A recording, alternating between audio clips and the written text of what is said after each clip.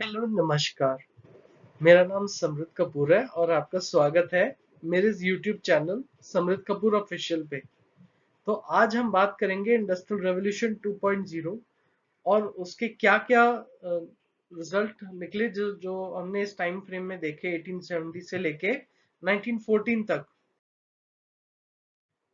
तो सबसे पहले ये चीज देखी गई इंडस्ट्रियल रेवोल्यूशन 2.0 में, वो ये थी कि एक रैपिड इंडस्ट्रियल ग्रोथ की शुरुआत हुई और बहुत सारे टेक्नोलॉजिकल ब्रेक थ्रूज हुए। और उसमें से जो है कुछ जो हाईलाइट किए गए वो है स्टील है, इलेक्ट्रिसिटी है और कैसे मास प्रोडक्शन ने चेंज किया समाज को। अगर हम इसका बैकग्राउंड जाने तो ये साल 1870 में शुरू हुआ था और जो मेजर इंडस्ट्रियल नेशंस थे जिन्होंने इस चीज को सेकेंड इंडस्ट्रियल रेवोल्यूशन को बहुत पुश किया, वो ये थे अमेरिका, यूएसए, जर्मनी, ब्रिटेन और फ्रांस। और जो मेन इनोवेशन हुई वो थी इलेक्ट्रिसिटी है, स्टील मैन्युफैक्चरिंग है, इंडस्ट्रियल कंबस्टन इंजन है और टेलीग्राफ और टेलीफोन है। इलेक्ट्रिसिटी ने ये करा कि लोगों की लाइफ को बदला। लाइट का कंसेप्ट शुरू हुआ बल्ब्स का, और करते करते हमने बहुत सी इनोवेशंस देखी इसमें। फिर जो स्टील मैन्युफैक्चरिंग है उसका हमने देखा किस तरह उसने चेंज किया। और इंटरनल कंबस्टन इंजन यानी जो इंजन यूज किया जाता है पेट्रोल और डीजल में व्हीकल्स में, वो एंड टेलीग्राफ एंड टेलीफोन जिनके बारे में अभी आगे हम बात करेंगे। और इलेक्ट्रिसिटी ने काफी बिल्कुल तरीका ही बदल डाला, सबकी लाइफ हमेशा के लिए बदल गई। एक इससे ये हुआ कि स्टीम पावर का कंसेप्ट खत्म हुआ काफी हद तक, इन अ सेंस कि अम, जो बहुत से स्टीम से रिलेटेड इंजन चलते थे, चाहे शिप के हो, चाहे वो मशीनरी चलानी हो फैक्ट्री में, फिर चाहे आप रेलवेज हो, उस चीज को इंट्रोड्यूस किया गया। उससे कहीं ना कहीं उसका रिप्लेसमेंट इन चीजों में देखा गया।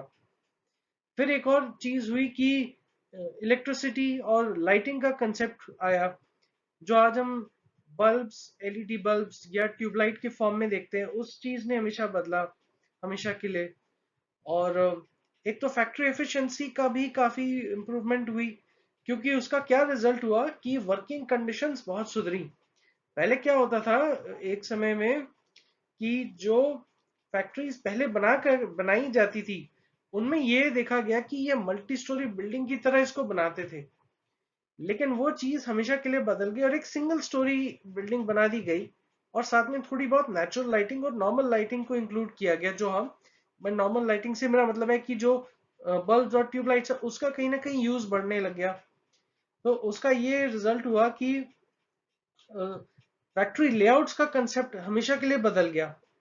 पहले तो क्या होता था, मशीनरी जो होती थी वो लेदर और बेल्ट्स के थ्रू ये लेदर बेल्ट्स के थ्रू ये लगी होती थी, तो वो चीज वायर्स से बदल गई। जो हम मशीन्स देखते हैं कई बार असेंबली लाइन में काम जैसे होता है। और स्टील इंडस्ट्री, जो अगर हम इस पे बात करें तो बेसेमर प्रोसेस एक शुरू हुआ था, जो कि चार्ल्स बेसेमर शायद नाम उनका है। और उनका ये कंसेप्ट था कि हम स्टील को कितना स्ट्रॉन्ग और ड्यूरेबल बनाएं और कम प्राइस पे बनाएं, ताकि उसका यूज ज्यादा से ज्यादा बढ़े। तो ये हुआ कि इन्होंने जो प्रोसेस निकाला पिग आयरन से उसको प्रोसेस करने का, स्टील को, ताकि स्टील और अच्छा टिकाऊ बने। ब्लास्ट फर्नेस का कंसेप्ट आया। उसका एक ये रिजल्ट हुआ कि स्टील बनाने का प्रोसेस एक नई चीज निकल के आई। तो फिर हमने देखा कि किस तरह रेलवेज में यूज होने लगा, जैसे रेलवेज के रेलवे ट्रैक्स बनाने में यूज हुआ। फिर साथ में हमने ब्रिजेस बनने के लिए बहुत यूज हुए स्टील। फिर बिल्डिंग्स बनाने में यूज हुई, चाहे घर हो या रेजिडेंट या फिर आपके कमर्शियल एरियाज हो। शिप्स बनाने में यूज हुई। बहुत से डिफरेंट ग्रेड्स ऑफ स्टील का भी इंट्रोडक्शन धीरे धीरे आने लग गया इस चक्कर में। फिर हमने देखा ट्रांसपोर्टेशन रेवोल्यूशन। उसका रिजल्ट ये हुआ कि किस तरह रेलवे का जो है वो नेटवर्क बहुत स्पीड से फैलने लगा, स्पेशली अमेरिका में बहुत फैलने लगा। और उसके बाद जो स्पेशली मेन चीज जो देखी गई कि 1880s का जो टाइम था, इस टाइम में अराउंड 80 to 85,000 किलोमीटर्स की रेलवे ट्रैक्स बिछाई गई पूरे अमेरिका में, क्योंकि वो स्टील इतनी स्पीड से प्रोड्यूस होने लगा जो कभी नहीं देखा गया था पहले। और ऑटोमोबाइल का एक इमरजेंस हुआ 1890s के टाइम में, स्पेशली 1880s एंड 1890s के टाइम में, जब कार्ल बेंज जो थे, जिन्होंने जो एक व्हीकल जो इंट्रोड्यूस की, जो आप देख रहे हो अपनी थर्ड फोटो राइट साइड में, उस चीज ने कहीं ना कहीं कार को एक इनोवेशन और एक मेजर इन्वेंशन के रूप में देखा गया। फिर स्टीम शिप्स बिकेम फास्टर, जो कि हम जानते हैं कि स्टीम वाली अब शिप्स जो हैं अब वो ज्यादा एडवांस इंजन्स के साथ आने लगी। अब वो प्रॉब्लम्स था कि और फास्टर हैं, तो फिर क्या होता था, पहले कहीं कहीं महीने तक नहीं पहुंच पाते थे, तो टाइम बहुत लगता था कहीं बड़ी दूर दराज इलाके में पहुंचने में। वो चीज हमेशा के लिए बहुत कम हो गई, उससे ये फायदा हुआ इनको। और कम्युनिकेशन रेवोल्यूशन, जो हम जैसे हम बात कर रहे हैं कि टेलीग्राफ ने कैसे बदला। अब जो टेलीग्राफ है ये बेसिकली आपके ये कह सकते हैं आज के टाइम में मॉडर्न टाइम की ये मशीन्स होती हैं जिनके थ्रू आप कोडिंग के थ्रू मैसेज करते हो।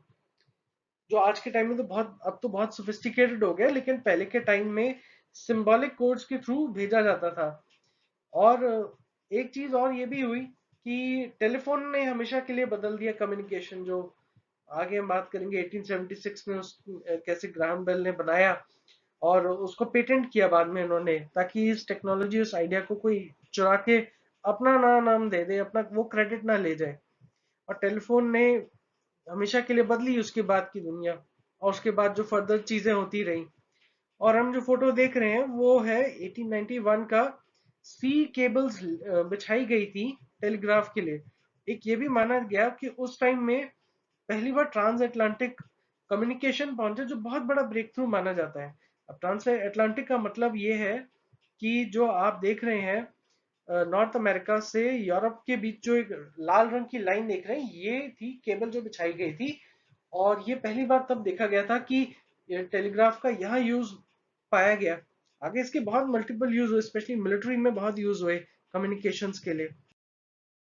और मास प्रोडक्शन जो हुआ, असेंबली लाइन का प्रोडक्शन कंसेप्ट एक आया हेनरी फोर्ड के टाइम में, जिन्होंने फोर्ड कंपनी शुरू की। और जो उनकी सबसे पहली गाड़ी जो उन्होंने लॉन्च की थी वो थी फोर्ड टी मॉडल, जिसने बिल्कुल चेंज कर दिया अमेरिका की ऑटोमोबाइल सेक्टर को हमेशा हमेशा के लिए। और कहीं ना कहीं वो एक तरह का बेंचमार्क भी बन गया वर्ल्ड के लिए कि अगर मैन्युफैक्चरिंग करनी हो तो वैसी करनी हो। और एक ये भी था कि कहीं ना कहीं मास प्रोडक्शन को थोड़ा थोड़ा स्टैंडर्डाइज करना स्टार्ट कर दिया था, इन अ सेंस कि कहीं ना कहीं क्वालिटी स्टैंडर्ड्स को कहीं ना कहीं थोड़ा थोड़ा इम्प्रूवमेंट करने में फोकस ज्यादा से ज्यादा करने लग गए थे। और जिसकी वजह से एक तरह का धीरे धीरे एक कंसेप्ट कह सकते हो स्टैंडर्ड ऑपरेटिंग प्रोसीजर की तरह हो गया था। धीरे धीरे वो चीज कंसेप्ट आने लग गई, जिसकी वजह से प्रोडक्ट क्वालिटी को इंश्योर करने के लिए किया गया था। एंड डेफिनेटली मास प्रोडक्शन से ये हुआ कि कॉस्ट ऑफ प्रोडक्शन कम हुई, इकोनॉमीज ऑफ स्केल यानी कम कॉस्ट हुई, और हायर प्रोडक्टिविटी हुई क्योंकि ज्यादा से ज्यादा सामान का मैन्युफैक्चरिंग हुआ। अब जो फोटो जो देख रहे हैं वो आप डेट्रॉइट की है, ये फोर्ड कंपनी की जो गाड़ी बना रहे थे उनके पार्ट्स बनाने की फैक्ट्री है। और लेकिन जो समाज में बदलाव हुआ वो हमने देखा कि वेस्टर्न कंट्रीज में, जैसे यूरोप में के कई देश है, अमेरिका है, यहाँ के लाइफस्टाइल बहुत ज्यादा इंप्रूव हुई। जो लोग थे उनका standard of living started getting better. लोग ज्यादा से ज्यादा चीजें खरीद पाते थे, अफोर्डेबिलिटी बढ़ गई थी उस टाइम के हिसाब से। और अर्बनाइजेशन बढ़ा था, क्योंकि अब सडनली लोगों को लगा कि अब अगर हम शहरों में जाके रहेंगे या जॉब करेंगे या कुछ अपना बिजनेस शुरू करेंगे तो बहुत पैसे कमाएंगे। ये भी एक इम्प्रेशन रहा, क्योंकि जब देखा कि इंडस्ट्रियलाइजेशन हो रही है, फैक्ट्रीज लग रही है शहरों के आसपास, तो लोगों ने देखा कि क्यों ना हम इसमें ज्वाइन करें और इसको इसको ग्रोथ को हम एनकैश करें अपने लिए। और फैक्ट्री चैलेंजेस भी थे, पोल्यूशन भी था डेफिनेटली, क्योंकि अगर इतना प्रोडक्शन हो रहा है तो नो डाउट अफेक्ट तो करती है कहीं ना कहीं, इंडस्ट्रियल वेस्ट का कहीं ना कहीं डंपिंग होता ही होता है। तो चैलेंजेस यही थे कि मास प्रोडक्शन को और स्पीड से बढ़ाया गया, और जो धीरे धीरे ये चीज फिर स्टैंडर्ड्स धीरे धीरे सेट कर दिए गए थे, ताकि बहुत ज्यादा क्वालिटी में डिफरेंस ना आए। इन दैट सेंस थोड़ा थोड़ा वो स्टार्ट हो चुका था। फिर लेबर ट्रांसफॉर्मेशन। अच्छा, लेबर ट्रांसफॉर्मेशन जो था वो उसने हमेशा के लिए ये हुआ कि जैसे जैसे मशीनरी बहुत अच्छी होती गई, तो ये देखा गया कि अब उतने लोगों की रिक्वायरमेंट नहीं है फैक्ट्री में। ये भी कारण है कि उसके बाद कहीं ना कहीं देखा गया कि मशीन्स इतना सारा काम कर सकती हैं, तो इतने लोगों की रिक्वायरमेंट है ही नहीं। तो ये भी एक कारण था जो अफेक्ट कर रहा था। और मिडिल क्लास एक्सपेंशन इसलिए क्योंकि जो पहले बहुत गरीबी में रहते थे वो इसका काफी फायदा उठा पाए और देखा कि मिडिल क्लास फैमिलीज का ग्रोथ हुआ। और ये भी कहीं ना कहीं उस टाइम में माने जाते थे कि ये ग्रोइंग मार्केट है उस समय के टाइम के लिए, रैपिडली ग्रोइंग मार्केट। और उसका इकोनॉमिक इम्पैक्ट ये भी हुआ सेकेंड इंडस्ट्रियल रेवोल्यूशन से कि कॉरपोरेशंस का कंसेप्ट आया। कि चाहे आप हम कई बार नाम सुनते हैं स्टील कॉरपोरेशन या कोई स्पेसिफिक कोई भी आप नाम अगर देख लो जिनके साथ, चाहे सोनी कॉरपोरेशन है, तो ऐसे करके कॉरपोरेशंस का कंसेप्ट शुरू हुआ, बड़ी बड़ी कंपनियों का कंसेप्ट शुरू होने लग गया था। और एक और क्या चीज देखी गई थी कि इंटरनेशनल ट्रेड बहुत बढ़ने लग गया था। क्योंकि अब ट्रेड इसलिए भी बढ़ रहा है अब क्योंकि लोगों के पास उस टाइम में उन रीजन्स में पैसा आने लग गया था। तो ये भी देखा गया कि क्यों ना हम ट्रेड करके कहीं ना कहीं वो अम, अपनी technology rest of the world में हम लेकर जाएं कहीं ना कहीं उस टाइप के प्रोडक्ट को बेचने के लिए। और फिर बैंकिंग एंड फाइनेंस का कंसेप्ट शुरू होने लग गया था, सेंट्रल बैंक्स का भी था वो। और इससे क्या हुआ कि बैंकिंग लोन्स का कंसेप्ट धीरे धीरे स्टार्ट होने लग गया था। और जो मेन जो इनोवेटर्स रहे उस टाइम के लिए वो थे थॉमस एडिसन, जो कि हम सब जानते हैं कहीं ना कहीं। जिन लोगों को फिर भी नहीं पता मैं उनको बता देता हूँ, उन्होंने बल्ब का इन्वेंशन जरूर करा। उन्होंने बहुत से एक्सपेरिमेंट्स करे बल्ब्स को डेवलप करने के लिए। और ग्राहम बेल जो हमने पहले भी बात किया जिन्होंने टेलीफोन का इन्वेंशन किया 1876 में, इसका इन्होंने पेटेंट करा दिया था। और कार्ल बेंज जो थे जिन्होंने ये गाड़ी जो बेंज जो आज हम मर्सिडीज बेंज के नाम से जो जानते हैं, उसका कहीं ना कहीं वो शुरुआत वहीं से हुई व्हीकल की। और वो करते करते इन्होंने अपना एक एक वर्कशॉप था जिसको ये असेंबली लाइन की तरह यूज करते थे, लेकिन मास प्रोडक्शन वैसी नहीं कर पा रहे थे। जो उसके बाद कुछ टाइम के बाद हो धीरे धीरे करते करते वो एक बड़ी कंपनी बन गई जो लग्जरी कार्स के लिए जानी जाती है। और हेनरी फोर्ड जो थे, फोर्ड कंपनी के फाउंडर भी थे और चेयरमैन भी थे, जिन्होंने ये मास प्रोडक्शन का कंसेप्ट शुरू किया। और उस चीज ने हमेशा के लिए बदल दी दुनिया। और इसके अगर हम ग्लोबल इम्पैक्ट देखें तो स्ट्रॉन्गर इंडस्ट्रियल इकोनॉमीज काफी आने लगी, स्पेशली ब्रिटेन है। उनके बारे में कहा जाता था कि उस समय में ये 24% जीडीपी होल्ड करते थे। फिर उसके बाद अमेरिका आता था जो 19% होल्ड करता था। एक और क्या चीज देखी गई थी कि जो ब्रिटेन है उन्होंने शुरू शुरू में तो इंडस्ट्रियल रेवोल्यूशन का जो फर्स्ट मूवर एडवांटेज है उसका बहुत फायदा उठाया, लेकिन इन्होंने थोड़ा सा टाइम और लगा दिया फर्दर इनोवेशन करने में। ये इन्होंने कुछ ड्यूरेशन के लिए था लेकिन बाद में कैचअप कर चुके थे। और जर्मनी जो था उसने सिंथेटिक इंडिगो या कलरिंग का कंसेप्ट कहीं ना कहीं इंट्रोड्यूस किया, वो लेकर आए और इन चीजों में और फर्दर रिसर्च भी करनी शुरू की केमिकल से रिलेटेड। अमेरिका ने जो उस टाइम ये जो काम करा कि इन्होंने स्टील पर बहुत काम किया, आयरन एंड स्टील रिलेटेड पे बहुत फोकस किया। उसका ये रिजल्ट हुआ कि रेलवेज का बहुत जगह एक्सपेंशन पूरे अमेरिका में होने लग गया था। और जापान जो है उस टाइम में वो इंडस्ट्रियलाइजेशन की तरफ चल पड़ा था। और जो ग्लोबल ट्रेड है वो इसी चक्कर में और बढ़ने लग गया, क्योंकि अब वर्ल्ड धीरे धीरे उसी डायरेक्शन पे जा रही थी कि अब ये कंट्रीज प्रोग्रेस कर रही हैं, तो अब कहीं ना कहीं ये रेस्ट ऑफ द वर्ल्ड में अपने प्रोडक्ट्स और सर्विसेज को भी बेचेंगी और आपस में भी ये विद इन ट्रेड करेंगी विद इन द रीजन।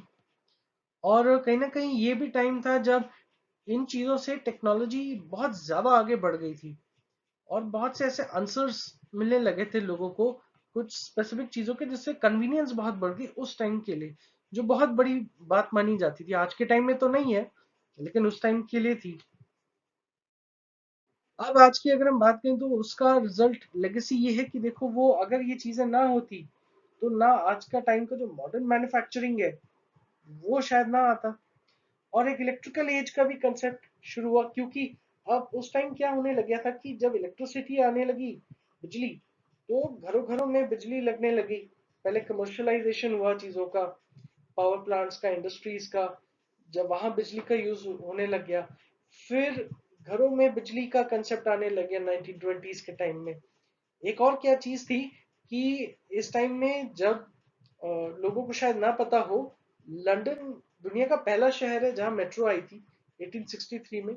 उन्होंने आई थिंक अराउंड 1800 या 1900 के टाइम में इलेक्ट्रिफिकेशन शुरू की थी, इलेक्ट्रिक ट्रेन्स का कंसेप्ट आने लग गया था। और अगर हम कुल मिला के देखें तो सेकेंड इंडस्ट्रियल रेवोल्यूशन ने काफी हद तक समाज को, इंडस्ट्री को और आज की जो मॉडर्न वर्ल्ड है उसको कहीं ना कहीं शेप दिया। कहीं ना कहीं उसकी कहीं ना कहीं टेक्नोलॉजी का हम फायदा कहीं ना कहीं उठा ही रहे हैं। चाहे आप टेलीफोन का ले लो, वो आज ट्रांसफॉर्म होके कहीं ना कहीं स्मार्टफोन की तरफ आ गया है, एंड कम्युनिकेशन और फास्टर हो गया देन एवर बिफोर।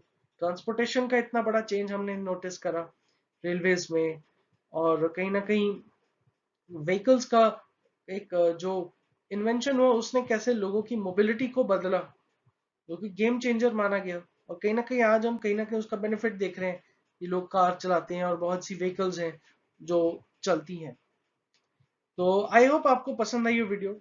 अगर आपको प्लीज पसंद आई तो प्लीज इसको शेयर, लाइक और सब्सक्राइब करें। धन्यवाद वीडियो को देखने के लिए।